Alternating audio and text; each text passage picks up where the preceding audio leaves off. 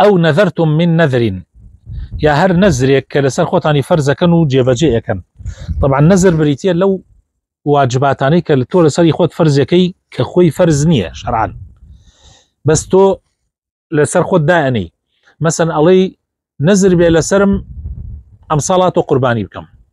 شرط بي لسرم ام بكم، يعني كارك لسر خود دائني. طبعا نذر دو جوري، هي نذرك هي معلقة هي غير معلقة. نذري معلق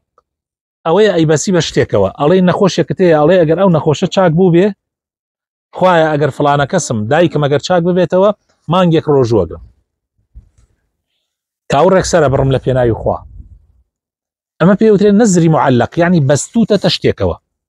اگر او اشتهات دي ام جا نذركاكي. طبعا نذري معلق ومعلومات مكروهه بو مكروهه اتواني بولي جوريك لمساومه لقال خوايا نعوذ بالله خوايا معامله والخوايا امام بوك امد بوكم اما يعني خوا بيسي بويتونيا نال علماء وتيانا درسته بس وتيانا مكروهه نكردني باشتره جوري كتر لا جوركاني نذر غير معلقه، يعني مثلا الله خوايا مانجي محرم من دروج روجوغم تاعي وتنوميني حاجه انا كرم ابو بنذر شرط بلا سرم نوميني حاجه انا كرم شرطت كل سر خود شرط بلا سرم امثال قرباني بكم او ابي بنذر اجر نذرك تكرت ابي جيبجيكي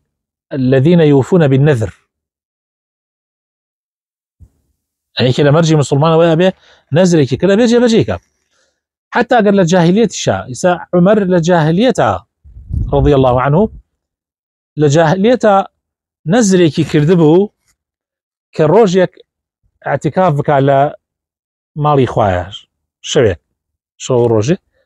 رسالة ما بيغمر صلى الله عليه وسلم بيغمر خوا فرمي أوفي بنذرك فرمي بيك يعني لجاهليتها لبر الإسلام كردتي هروها خواي پروردگار فرمي وما أنفقتم من نفقة هر نفقه كيكن كم بزور به حتى ولو شتيكي كمش بلا إخوة همو كم زوره إنسان لا تخور معك ياخور معك بكاتا خير زوره هر نفقه كيكن كم بيا زور به هر نذري كجيبجي أكن فإن الله يعلمه خواهي تعالى